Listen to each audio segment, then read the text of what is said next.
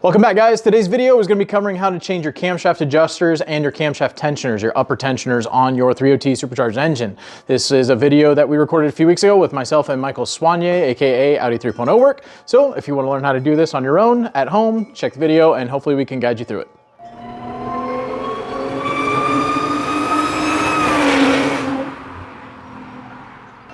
Now, I had every intention of this being a super detailed, every turn of a wrench film DIY, and unfortunately that didn't happen, simply because a lot of this work takes both of you being on top of the engine, and yes, you do need a second person. I'm sure you could do this by yourself with the engine in the car if you have access to do that, but it's gonna be real difficult, so I highly suggest getting a friend to help. But it ended up having both of us, both hands on, doing work, and it didn't leave a lot of room to get the camera in there. So as this video goes through, I'll pop back in here and maybe explain some things that aren't actually filmed, talk about some of the processes that happen. So I apologize for that. If you guys have any questions, leave them in the comments below in the video, and I'll try and get back to you on those as soon as I can. But anyways, let's go ahead and dive in. I'll explain why I'm changing my adjusters and get into the DIY. What's up, everybody? Cameron from Audi C7 Owners, and today is a special video. This is one that there aren't too many videos about out there. We're going to replace the camshaft adjusters and the chain tensioners on my supercharged AM Tune built Audi 3.0T engine.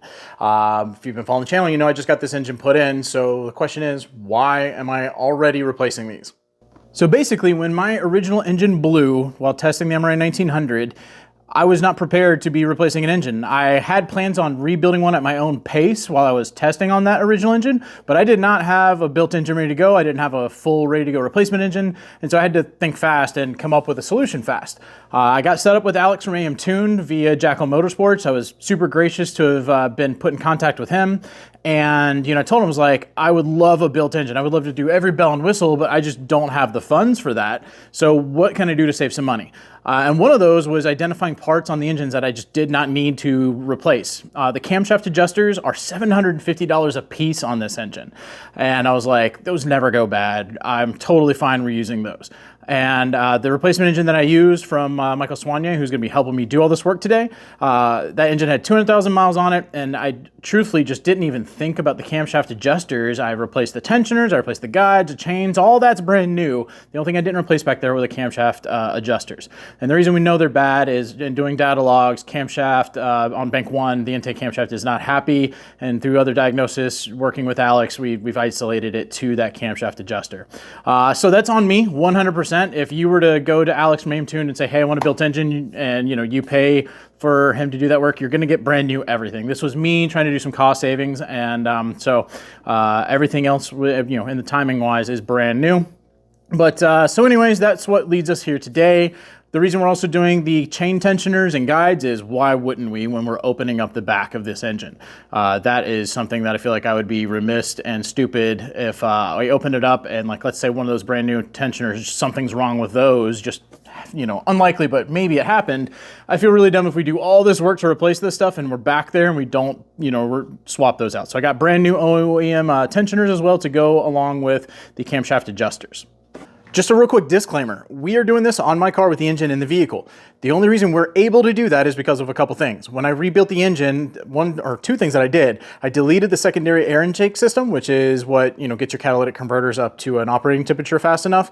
So those combi valves that are on the backside underneath the timing covers, they're gone. Those prevent you from accessing the bottom bolts of your upper timing covers.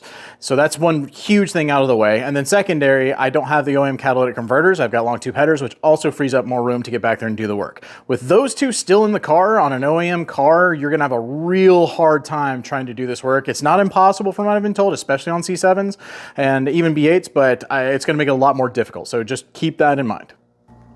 Let's talk about all the parts and stuff that we're going to be replacing. So first off, chain tensioners. You can see they're side specific. They're different shape for different size. I've got two brand new camshaft adjusters or cam phasers. Now mine are not OEM because, once again, I did not want to spend the $750 a piece on those. So I consulted my friend who is one of his past jobs did aftermarket and OE supplier part distribution, so he knows who makes what, and I reached out to him and he said get the Febby Bilstein adjusters. They make extremely high quality stuff, so that's what I did. 2 of these ran me, I think, right at a total of $500. I believe they make the OEM camshaft adjusters. To go with that, we've got 2 brand new bolts. These are what will go through the camshaft adjusters, and these are stretch bolts. You want to replace these. As a precaution, I got 2 of these bolts. These will go through the secondary sprocket that's on the back of each head there that, you know, guides the chain around. I don't know if we're gonna have to remove that, but I don't want to be in a position where I need to replace something and don't have access to it while we're doing this. So I got those just in case. I got some of the OEM guides, the little tiny guides there, just to have them, replace them over there. While we're doing this, I'm just gonna go ahead and refresh some stuff because I did reuse my OEM camshaft sensors. So I got 2 brand new ones of that. Now, these are not from OEM, these are VNE. These do make, or VNE makes the OEM ones if I'm not mistaken. I've got brand new valve cover gaskets because we're gonna be removing my valve covers. Let's move over to some tools. This is a tool that I had to get that is specifically for removing and installing the camshaft adjusters, as well as this tool here. I'm not going to go into specifics on how we use that right now because you'll see that in the DIY video. We've got some Permatex black, the 90-minute right stuff. Don't use the gray, get the black. The gray will leak. Black is meant for oil, so make sure you use the black. We're going to need that for the timing covers as well as the valve cover gaskets. A note on some of the tools that you just saw there in the previous segment. That silver cap tool, that would have been extremely useful had we have had the correct triple square length kind of bit to go through it, because that's what it's designed to do. That hole in the middle is designed for a triple square to go all the way through that. The ones that we had were either too thick to go through or not long enough to actually reach and be useful. So that's something that you want to make sure you have planned out. The spanner wrench that you saw, the black piece I said we wouldn't talk about, I'll go ahead and talk about that. That was one that I bought, and the pieces, the connection pieces, basically it's supposed to go into the sprocket and connect in there so you can hold things steady and apply pressure and tension. That tool did not work at all. So in the description below, I will have links to proper tools that you will need to do this. Some other tools that you don't see in this that Michael Soignier brought with him are the main tools that you're gonna need. And that is the camshaft locking set. And what it is, it's like a bridge, a U-bridge that once you get your camshafts aligned to top dead center, these screw in there and that holds everything together so that they don't push out of time once you take everything off the back. Because if you don't lock those together and you undo everything in the back, the springs and whatnot from the underneath the camshaft, they're all going to push it out of whack. So you want to be able to lock those. If you want to have an extra layer of security, if you're doing a car that's already been timed, the crankshaft locking pin is something else that you want to do. And if you're doing this all from scratch, like from a full engine rebuild, you're going to need that anyways, because that's how you can ensure that the crankshaft is timed correctly with your camshafts. So I should have links to all those tools in the description and in the pinned comment of the video. If you have any questions about that, let me know. Okay, so today is Friday. Michael is coming down tomorrow morning, Saturday. So my job today is to do as much prep work as possible to make this job as fast and easy when he gets here so I don't waste his time. So what does that entail? First, removing the supercharger and the throttle body and intake. I'm going to take all that off. After that is removed, we will be draining the fluid out of the coolant reservoir and completely removing that and getting it out of the way. We will be draining the oil from the engine, which obviously I'll be doing that first because I got to start it out, warm it up a little bit. Once that is completely drained, we'll be removing the oil filter housing cap back there. Removing the valve cover gasket, or I'm sorry, the valve covers with the valve cover gaskets. We'll have to clean up the gasket maker that I have under those with the gaskets. Then after everything's cleaned up and out of the way, we'll be moving to the timing covers on each side, and I will be doing my best to get those off and cleaned up. So those timing covers are held in by 10mm bolts. And I'm not sure how many of them there are right now. I think there might be 12, I'm not sure. But make sure you don't drop any into the back of the engine. That would be no bueno if you started dropping those and didn't have access to go get more. Those bolts have a little washer on them as well, and I'll show you that once I get into it. But so I'm gonna go ahead and dive into getting this stuff prepped. If you need to know how to remove your valve covers, then check out my video. It should be linked in the description or maybe even in the pinned comment. I've got a video on how to do that. I'm not gonna show how to do that since I've already got that video, but I'll be right back with you when it comes time to remove the timing covers. All right, so we're a little bit later in the night here. Had to have dinner with the family, but I came back out here and finished what I'm gonna do tonight in terms of prep on getting this thing ready for tomorrow. So if we turn around, Looks just like any other time I remove the supercharger, but I've drained the oil, got the supercharger off, I've cleaned up everything. I have all of the valve cover bolts and the timing cover bolts removed. I haven't pulled them off because one, I don't want anything to get into the engine bay overnight while I, go inside. Two, with the timing covers especially, you gotta be really careful when you remove those that you don't bend or warp them at all. Because if they get bent or warped, then they won't apply flat when it goes time to put them back on and you'll have leaks. So I'm gonna wait for Michael to get here tomorrow and see if he has any tips and tricks on removing those without damaging them. So that's it for tonight. I'm gonna get stuff on the workbench cleaned up. Mike will be here, I think, at 8 a.m. in the morning tomorrow, and we're gonna jump into doing the cam adjuster and chain tensioner swaps. Okay, it's the next morning. Mike just showed up. Hey. We've got the valve covers off, haven't got the timing covers off yet. We're working on those in a little bit, but Mike is going to discuss what we're going to do in terms of locking the camshaft so that we can get the work done, basically. So, Mike, take it away, man. All right, so you're just going to turn the engine over to top dead center, and once that happens, you'll have, it's kind of hard to see, you'll show it a little bit later, but there's a bolt hole right there. There's one on each one of these. And you have these timing tools that you'll just bolt into place, which will lock the camshafts in place so that when you actually remove the gears off the back, the pressure from the springs doesn't cause the cams to flop over and kind of get out of timing. So as long as you do that on each side and lock the camshafts in place, and it should be good. But that's really the gist of it. We'll pop them off, put the new gears and tensioners on and everything, and then when these come off, everything will still be in line and ready to go. So we're doing one side at a time. One side at a time, and keep it simple. Of course, I'd never done this. I thought we had to mess with the crankshaft. Doing this, locking the camshaft, so we do not have to lock the crankshaft. Nope, nothing's going to turn down there. Really, the only thing that's going to cause anything to turn is the pressure from the springs, which would cause the cams to go back to, where there's no pressure on them. So that's really the only thing that's going to turn. All right, cool. Well, let's jump into it. All right, guys, unfortunately, this is a part of the video that I did not get any filming from, and I am really sorry because I know you guys want to see this part, but it took both of us working in the back of the engine, and there wasn't space to put a camera on a tripod where you guys could actually see anything since we're doing this in the car, so I'm going to walk you through the steps. You have to be able to relieve tension off the chain, and so let me show you a chain tensioner. I've got an OEM one sitting here. You can see this pin in it, and that is holding the tensioner all the way back. You can see the piston right there collapse all the way. And so what you need to do is get a screwdriver on your tensioner and just kind of push this piston back. Now there's going to be oil in there and whatnot, so it might be a little bit difficult to push it back, but you can do it. Just don't break anything. Don't break your guide if you're going to be reusing it. But gently push it back until the hole aligns so you can get this pin in there. Once you have that pin in there, that takes the tension off the chain and you can start to remove your camshaft adjuster. And we ended up having to remove the timing sprocket, the other little sprocket, and you'll see pictures of that here in a moment. To do this, you have that bridge holding your camshafts in place, but you don't want to rely, that's just two bolts there, you don't want to rely on that to start applying a lot of pressure on these things to break the bolts loose, because that could break the bolts on your camshaft bridge holding it together. So you want to have that special tool, that silver cap that we had. And remember, we couldn't use that because we didn't have the right M12, or I think it's an M12 for the bolts, but the right triple square to go through it and be able to break the bolts loose. So we had to find another way around that. So for the actual adjuster, this is my old adjuster. We went and got this adjustable oil filter wrench, and we were able to have someone grab onto the adjuster and squeeze really tight and hold it while we broke the bolt loose. And so that worked really well.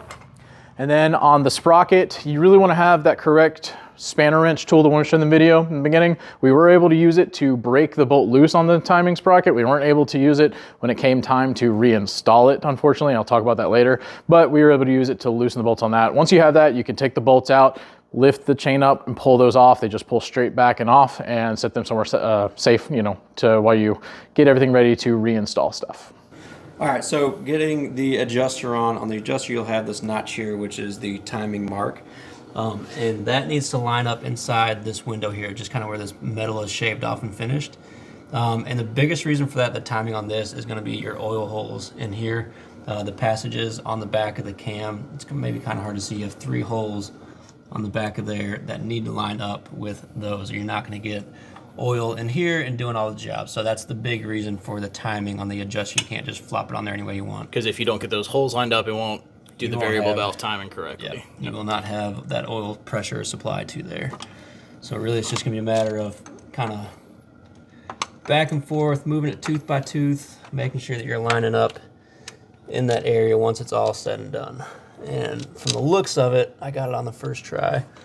But once you get the sprocket on, kind of the same thing on the sprocket, you have a flat spot down here. Here, let me see it. Right down here. It's kind of hard. Yeah.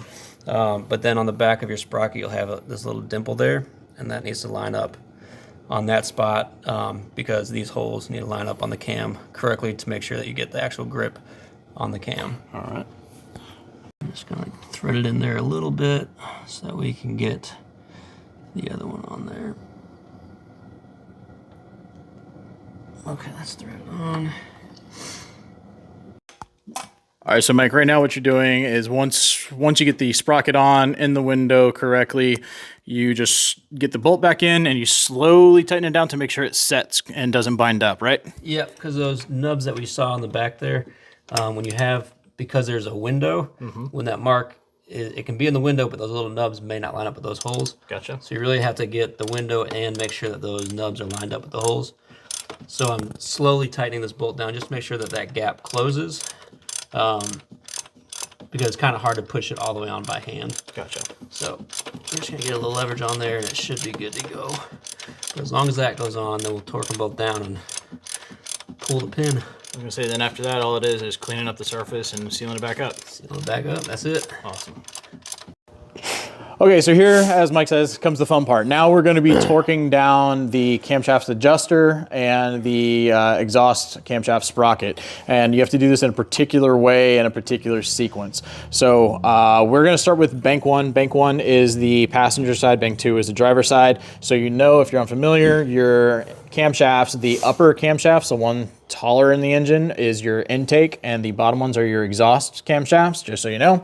So on bank one, what we have to do is get the special tool onto the exhaust camshaft sprocket. Once it's on there, we have to pre-tension it, and the manual says to do that to 40 Newton meters, which we really don't have any way to know that. So we talked to Alex. He said the big thing here is just you're trying to get the slack out of the chain. You're pre-tensioning it there.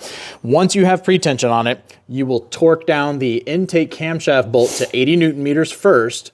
And then while it's still under tension, you'll go down and torque the exhaust camshaft bolt down to 80 Newton meters. Once you have that done, you can take the tool off and release the tension, and then you have to go back and do a 90-degree turn on both of those bolts. And once that's done, then you're done with that side. You can remove the cam bridge. Once we go over to the other side, it's a little bit different.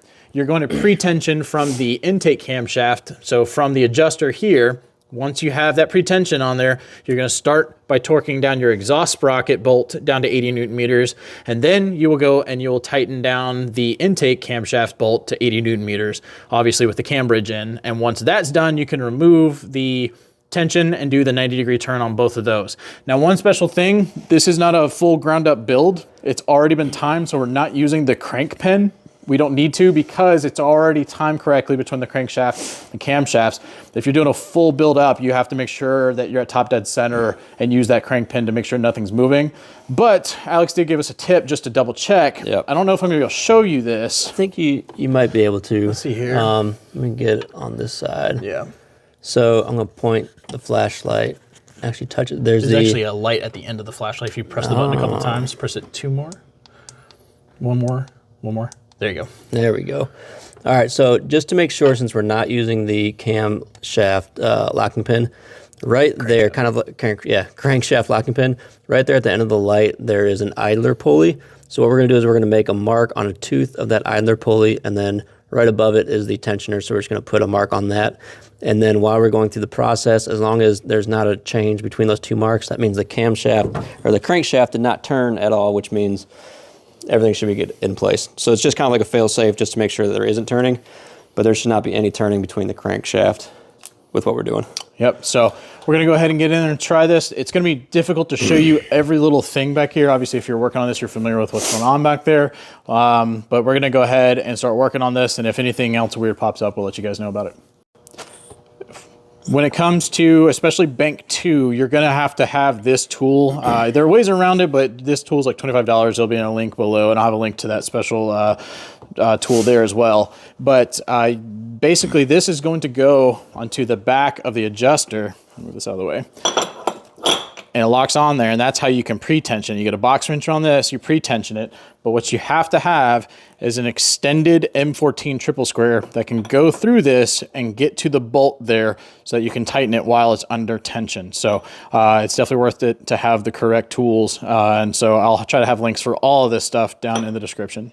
Okay, so in that little segment there, we just talked about the process of correctly pre-tensioning and torquing both bolts for the cam adjuster phaser and the exhaust timing sprocket. And once again, too tight back there with both of us working to get a camera to actually show you that process. But the tools, it's really gonna pay to have the correct tools that are made for this. As you could tell in the video, that I think I said it was a 14, whatever it was, that triple square that's supposed to go through the silver cam phaser cup ended up being too long. It was too long doing this job with the engine in the car because as it came through, trying to get a torque wrench on it, there was no room to get a torque wrench on it and be able to actually do any work. So we drove around trying to find a shorter one and could not find one.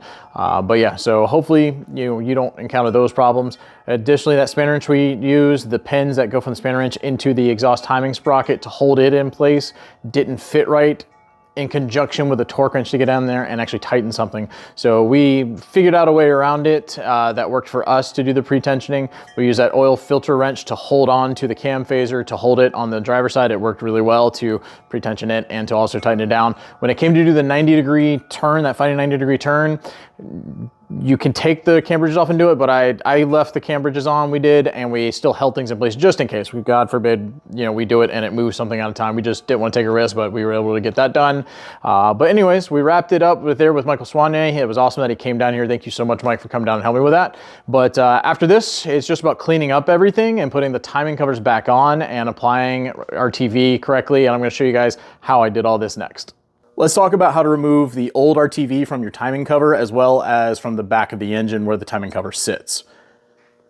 So right here before me, I've got my timing covers are already cleaned. I didn't get any footage of me actually doing the work. You don't really need to see the manual labor part, but what you're gonna need to do this and do this effectively without taking a massive amount of time, you want brake clean, get a few cans of this. You're gonna need this overall for the whole job. Get a set of brass bristle brushes. These aren't very expensive. You want to get a decent kind though that doesn't drop a bunch of like the bristles out, especially when you're working on the back of the engine. And you want to have a couple good sharp razor blades. This one's pretty used now, but get a couple sharp razor blades and some kind of tool to hold it. And then get some tiny thin picks, even like a super micro Phillips head screwdriver. The reason for those is on your timing covers, you can see there's this channel there that runs all the way around the timing cover. And the RTV is going to be set in that. But when you find it, when you pull this off, you're going to see that the RTV is flattened across the flat spot of the timing cover. Okay, it's going to be this nice flat piece of RTV all the way around, covering, some of the bolt holes and whatnot. So the first thing you do, spray brake clean on it, let it sit for about a minute. That helps to start break down RTV.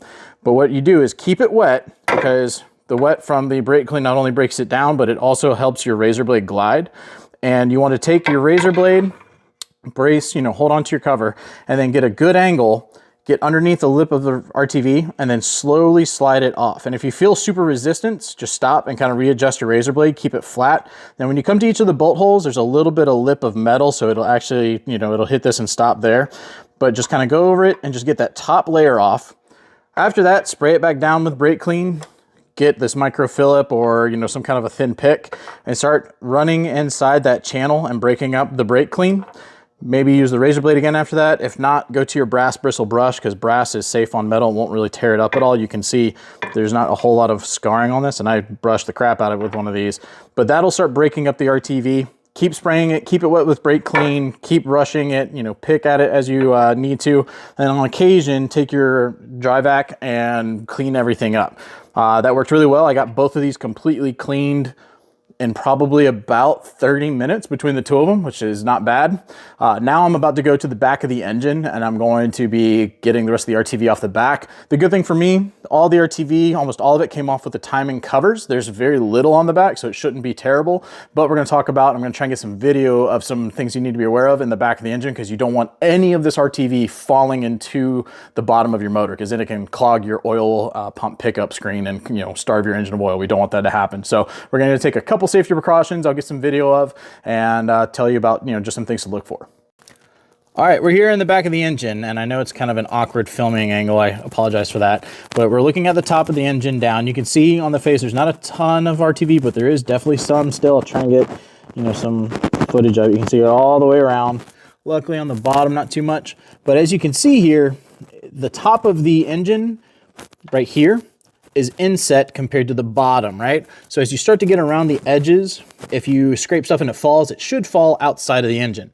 But just in case, we got a rag stuffed in there to prevent anything from falling down into the actual depths of the engine. I'm gonna probably get a piece of tape and cover off of that port right there just to be safe. But we've got that shoved in there to prevent anything from falling down into the engine. So make sure you definitely take that precaution, do whatever you need to do to protect your engine from this stuff. But we're gonna do the same thing I did on the timing covers. I'm gonna spray this down with brake clean, let it soak for a second, and then I'm gonna slowly with the razor blade start to work this stuff off, but I'm gonna have my shop vac sitting right here, sucking anything up that I scrape off of this thing to prevent it from falling in there. This is gonna be tedious. It's gonna be kind of a pain in the butt, especially on bank 2, because that's a much tighter side to work with. If you can remove your oil filter housing, the oil filter housing, it'll probably make life a lot easier, but it's much tighter back there. So just take your time, go slow. Do not mar up the aluminum or, you know, the metal of your head. You wanna make sure it's as flat as possible for this stuff to seal correctly.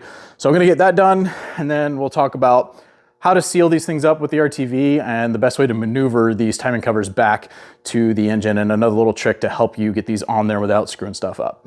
Okay, so there's two processes or thought processes when it comes to actually getting new RTV onto your timing covers slash, you know, the engine to properly seal this thing up. The Irwin manual, and I believe, you know, your AuData, things like that, are going to tell you to put a very thin bead into the channel of the timing cover. You're going to fill it up and then go, I think they say about an 1/8 inch above that, so that there's enough material to spread whenever you actually press it to the head of the engine. I talked with Alex from AM Tuned, and I said, you know, what's your normal practice? How do you do it? And he puts it onto the actual engine first, and his thought process behind that is, if you put it on the engine, you can't miss with the timing cover. If you put it on the timing cover, as you're maneuvering it back there, it can be very difficult without to maneuver it without touching the sealant on here and without hitting other things in the engine bay, because we're working obviously with the engine in the car. Now, if your engine's out of the car, put it on the timing cover, put it to, you're good to go, I guess, or vice versa, whatever. If you're going to do it by putting the the RTV onto the cover, one trick that was brought up to me by Marshall Rolls with Vast AZ, if you've got one of these flashlights from Harbor Freight, or any flashlight that has a magnetic bottom that you can unscrew, take it off. And what's really cool about this, these ultra strong magnets, that gives you something that you can hold on to, and you can get 2 of these to hold on to this as you move it behind the engine bay, so you don't have to grab the edge, because you're going to be tempted to want to grab it like this to maneuver it around. So you can get 2 of these things and maneuver it around as you're pushing it back there if you have room. So yeah, that's one trick there. But looking at this on my bank 1 side, passenger side, I will have enough room if I wanted to put the sealant onto the cover and put it back there.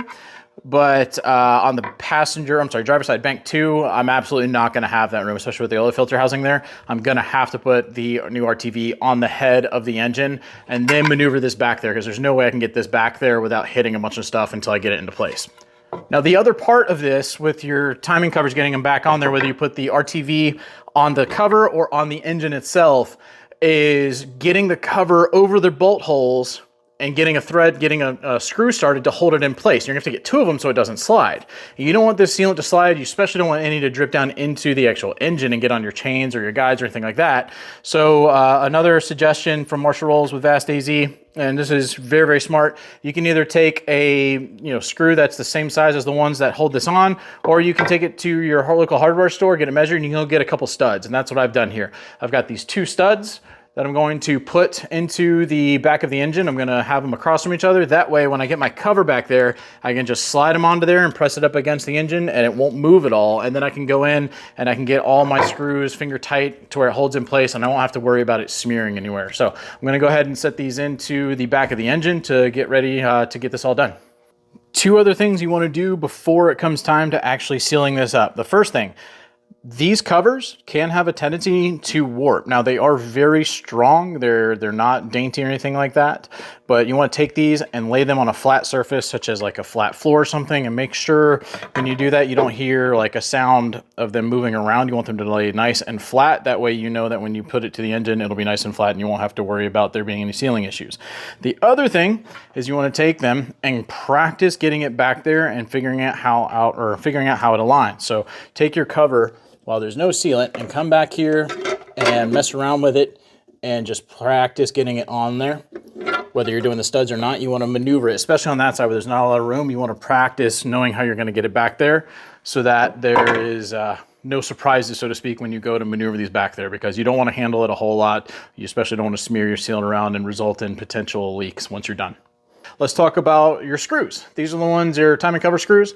They are 16 of them, 8 on each side. What I didn't replace these. They are all in very good condition, and the torque on these, there's only 5 Newton meters plus a 90-degree turn. We'll go back over that when it comes time to wrapping this up. But there is little extra pieces of RTV on it from whenever we removed it. So I just hooked up my brass wire wheel attachment that I've got for my impact, and I held the screw with a pair of pliers, and I cleaned those up really good. So I got those prepped. And then the RTV we're going to use is the Permatex Right Stuff 90-minute black. It is OEM spec, high flexibility, oil resistant. Make sure you get something that will not let oil break it down. You don't want to have to do this again because you have an oil leak. We'll flip over to the back. You can read the directions on whatever RTV you choose to use, but this is the one that came recommended. But you're going to cut it and do a continuous bead of 2 to 6 millimeters around your surface. So I think I'm going to do it by applying it to the engine, because I'm gonna have to do it that way on bank 2 because there's not enough room for me to move the cover in there without smearing it everywhere if it's on the cover. So I'm gonna do this to bank 1, get some practice in on the side that has a lot of room, see how it works. But we're gonna run that 2 to 6 millimeter bead all the way around, surrounding all bolt holes. And then while it's still wet, we'll apply the cover, finger tighten until the material starts to squeeze out around the flange. After that, we let it dry for 1 hour, then torque to specifications. Once again, that's 5 Newton meters plus a 90-degree turn. And once that's done, you wait 90 minutes before filling with fluid and returning to service. So the way I'm going to attack this, I've got bank 1 prepped and it's ready to go. I need to clean bank 2 still again. And so I think I'm going to go ahead and clean bank 2, have everything ready to go. That way, whenever I start to apply sealant, I won't have to worry about plugging my cap again. I can just apply sealant to one side, get the cover on, hand tighten, immediately go to the next side, apply sealant, get the cover on and hand tighten, and hopefully not have any crazy issues. So wish me luck, and I'll let you guys know how it goes. 1 hour later. All right, so I've already gotten the valve covers and my timing covers back on the engine. It was probably a total of about an hour, maybe an hour and a half to do all of them. Now, keep in mind, they're not torqued yet. They're just on there and hand tightened. Passenger side. This side with all the room back here was actually really simple. I used those studs. That was amazing to get these things lined up and on there without messing stuff up. I was able to get all the bolts in very simply and get it hand tightened. The driver's side was a different story. I would say if you're doing this with the engine in the car, and once again with B8 guys, I don't know how this will change for you, but C7, if you have the ability to take off the oil filter housing, that's going to give you a ton more room and make things a lot easier. If you have that out of the way, then it'll be almost as simple as the passenger side. But I left mine on and it's not undoable.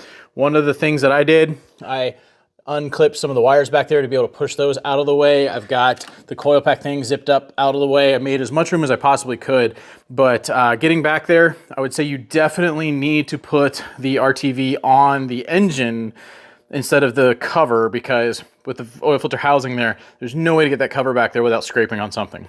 Additionally, if you're going to put the RTV on the engine, start from the bottom and work your way up, because if you start at the top and then you go to the bottom, your arm is likely to scrape against it and smear it. I accidentally did that a little bit, and a little bit got on the adjuster, so I had to clean that up.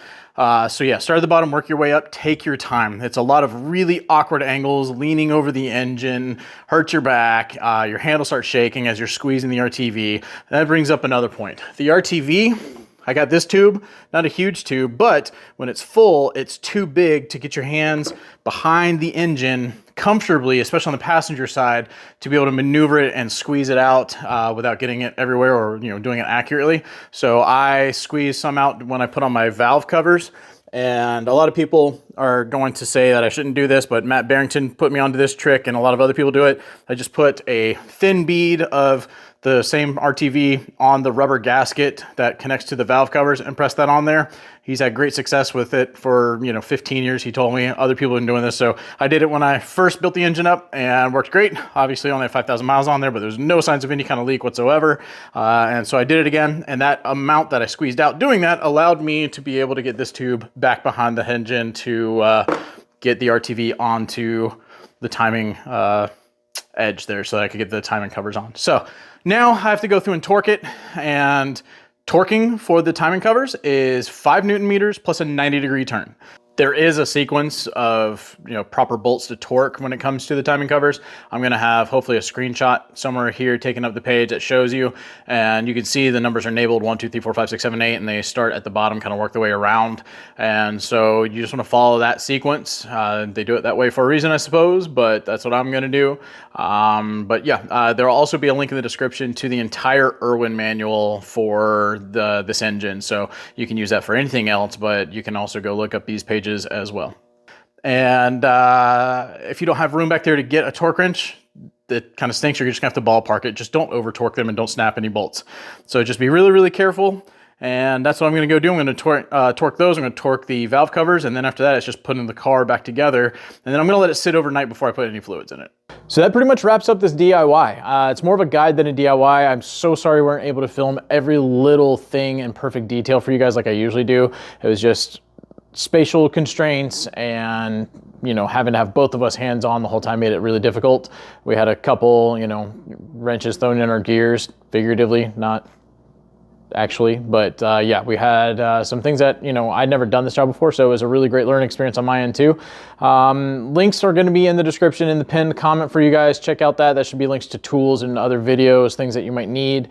But I'm actually going to have to be opening up the timing covers again because I have a leak from my driver's side timing cover. And the funny thing is, before we did this job, I had a leak in the same exact spot. So I think I actually have a small defect in the timing cover there. So I ordered 2 brand new OEM ones. They're on the way to eliminate that possibility. And when I do that video, I will likely do an oil filter housing removal DIY, since I'll be going through that whole process again.